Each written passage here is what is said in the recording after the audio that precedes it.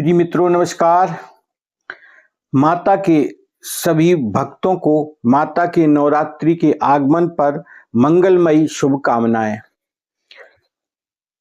भगवान शिव ने देवी भगवती से एक सुंदर बात कही कि देवी, इस कलयुग में लोगों के मनोरथ पूर्ण कैसे होंगे।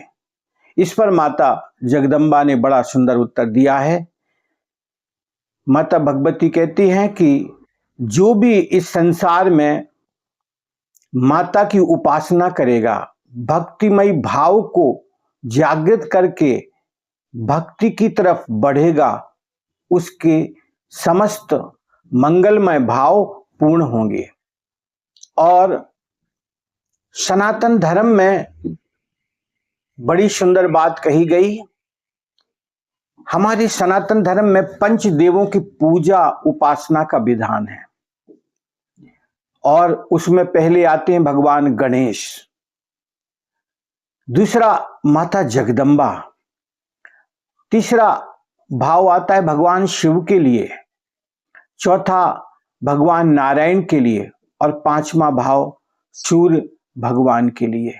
ये जो पंच देव हैं, हर कार्य में सनातन धर्म के अवलंबी, इसको मानने वाले इन पंच देवों का पूजन करते हैं। और इसमें देवी का जो शुद्ध भाव है वो श्रद्धामयी भावना है, और जिसके जीवन में श्रद्धा है वही तो कल्याण के मार्ग पर बढ़ सकता है ना। इसलिए नवरात्रि में माता जगदम्बा के 9 रूपों की चर्चा की जाती है और वो 9 रूप हैं।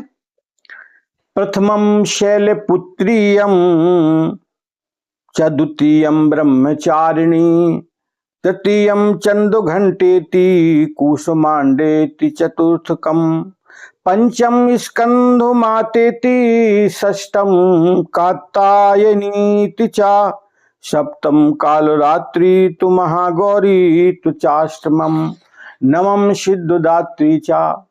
ये जो 9 स्वरूप है माता के, इन 9 स्वरूपों में 9 दिन की उपासना छुपी हुई है। और मूल रूप में देवी का जो शुद्ध भाव है वो श्रद्धामयी बात है। हमारे जीवन में अगर हम श्रद्धा को स्वीकार कर लें, श्रद्धा हो जाए हमारे जीवन में, तो हमारे जीवन में विश्वास पक्का हो जाएगा। और विश्वास प्रतीक है भगवान शिव का। और भगवान शिव और माता पार्वती जगदम्बा, अष्टभुजा दुर्गा, ये जो इनका परिवार है, भगवान गणेश, ये जो जीवन की परम प्रतीति है, परम अनुभव की बात है। इसको अगर गहनतम हम देखें तो हमारा जीवन आनंद में डूबने लगेगा। हम उस अस्तित्व को जान लेंगे जो सर्वव्यापक सत्ता है। और उसी बात की चर्चा भगवान शिव करते हैं कि देवी कल्याण की जो बात है, मनोरथ की बात है, कामनाओं की बात है, लोगों के जीवन में ऐसा स्वाभाविक है। ये कोई कठिन बात नहीं है। बच्चे का जन्म होता है तो उसके जीवन में कितनी परिस्थितियां आती हैं, उसको भोजन, वस्त्र, मकान, और छोटा बच्चा है तो सब कुछ चाहिए। कोई उसका शुभचिंतक भी तो चाहिए जिससे वो सहयोग प्राप्त करे और वो धीरे धीरे बड़ा होगा। उसी प्रकार से एक भक्त के हृदय में भी सहयोग की बात आती है। इस प्रकृति से, इस परमात्मा से उसे पूरा सहयोग चाहिए। उसके मनोरथ, उसके जो संकल्प हैं वो कैसे पूर्ण होंगे जब उसके जीवन में श्रद्धा और विश्वास होगा। ये सीढ़ियां हैं। और इन 5 देवों का जब हम यजन पूजन करते हैं तो हमारे जीवन में हमारे मनोरथ पूर्ण होने लग जाते हैं।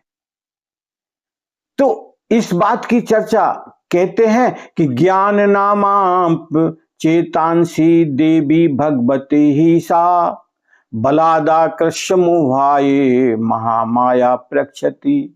कहते हैं कि वो जो देवी है, अगर किसी के जीवन में अहंकार, छोटा सा भी कण है अहंकार का, तो वो देवी उस व्यक्ति के उस अहंकार के कारण ज्ञानियों का भी जब चित्त का अपहरण कर लेती है माता जगदम्बा, तो जिसके जीवन में छोटा सा भी अहंकार है उसको दूर करने के लिए देवी उसको बलात् यानी जबरदस्ती उसका मन संसार में उलझ जाता है, खींच लेती है माता। तो हमें क्या चाहिए? शुद्ध मन हो हमारा, जिसमें भगवत भाव छुपा हुआ हो, देवी के प्रति हमारा प्रेम भाव हो, और हम माता से प्रार्थना करने की पूर्णता कोशिश करेंगे तो हमारी कामनाएं भी पूरी होंगी। तो ज्ञानियों के चित्त को भी जब अपहरण कर लेती है तो साधारण व्यक्ति की बात ही अलग है ना भाई। लेकिन दूसरी तरफ अगर देखा जाए तो ये बड़ी सुंदर बात है कि सर्व मंगल मांगल्ये शिवे सर्वार्थ साधिके शरण्ये त्र्यंबके गौरी नारायणी नमोस्तुते।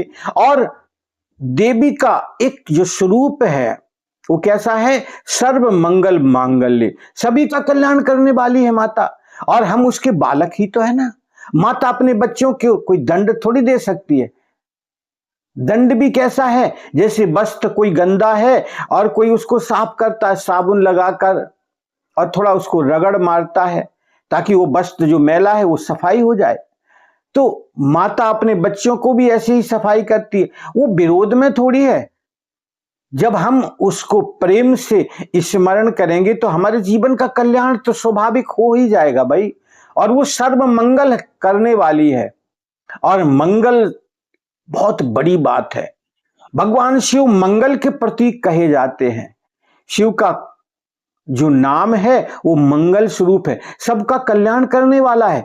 तो जब माता और पिता, श्रद्धा और विश्वास अगर आपके जीवन में आ जाए तो फिर आपके जीवन का स्वाभाविक मंगल हो ही जाएगा भाई।